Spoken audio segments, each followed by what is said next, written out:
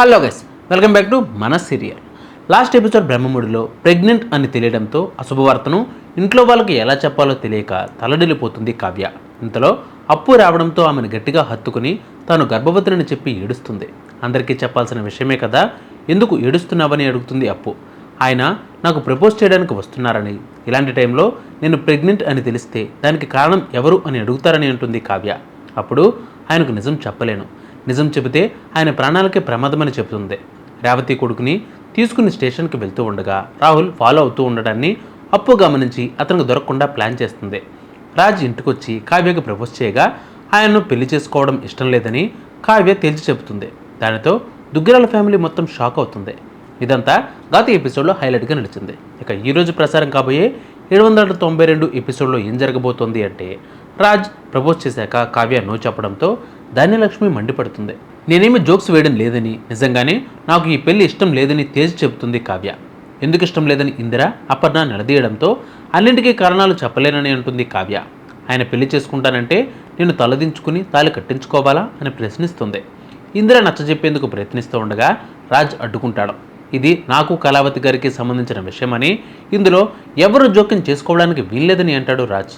అది అలా మాట్లాడుతూ ఉంటే చూస్తూ ఎలా ఉండమంటావురా అని అడుగుతుంది అపర్ణ. మీరెవ్వరూ కలిసి బలవంతంగా ఒప్పించడం నాకు ఇష్టం లేదని, దయచేసి మీరెవ్వరూ మాట్లాడొద్దని అంటాడు రాజ్. ఇది మీ జీవితం, మీ పెళ్లి గురించి డెసిషన్ తీసుకునే హక్కు ఎవరికీ లేదని అంటాడు రాజ్. మీకు ఇష్టం లేకుండా మీ జీవితంలోకి ఎందుకు వస్తానని అంటాడు రాజ్. ఆ మాటలతో దుగ్గిరాల ఫ్యామిలీ కన్నీరు పెడుతుంది. నేను అడిగే ప్రశ్నకు మాత్రం సమాధానం చెప్పండి అంటాడు. నేను మీ వెంట పడుతుంటే నేనంటే మీకు ఇష్టమేమో అనుకున్నానని చెప్తాడు రాజ్. నేను చేసిన తప్పేంటి అని రాజ్ నిలదీస్తాడు. మిమ్మల్ని కేవలం ఫ్రెండ్ అనే అవన్నీ చేశానని అంటుంది కావ్య. ఫ్రెండ్స్ని ఎవరూ సాయం అడగరా, మీరు అందరిలాంటి వారు కాదని క్లోజ్గా ఉన్నానని, కానీ చివరికి మీరు కూడా అందరిలాంటి మగాడేనని అనిపించుకున్నారని చెబుతుంది కావ్య. నా ఇష్టమేంటో తెలుసుకోకుండా నా ఫ్యామిలీ ముందు నిలదీసే హక్కు మీకు ఎవరిచ్చారని అంటుంది కావ్య. అప్పుడు రాజ్, అసలు మీరు ఇలా మాట్లాడరే, ఏదో జరిగిందని నిజం చెప్పమని అంటాడు రాజ్. మీ మనసు బాధపెట్టినందుకు క్షమించండి, మీ ప్రాణాలు కాపాడుకోవాలంటే వేరే దారి లేదని కావ్య మనసులో అనుకుంటుంది. నేను ముందు నుంచి ఇలాగే ఉన్నాను, మధ్యలో ఏమీ మారలేదని అంటుంది కావ్య. నా చుట్టూ తిరిగింది, సాయం చేస్తానని ముందుకు వచ్చింది మీరే, మధ్యలో నాకేమీ సంబంధం లేదని తేల్చేస్తుంది కావ్య. ఆ మాటలతో అపర్ణ రగిలిపోతూ కావ్యను లాగి కొట్టబోతూ ఉండగా రాజ్ అడ్డుకుంటాడు. బయట వాళ్ళ కోసం నా మీద చెయ్యి ఎత్తుతారా, ఆయన్ని నెత్తి మీద పెట్టుకుని ఊరేగండి అంటుంది.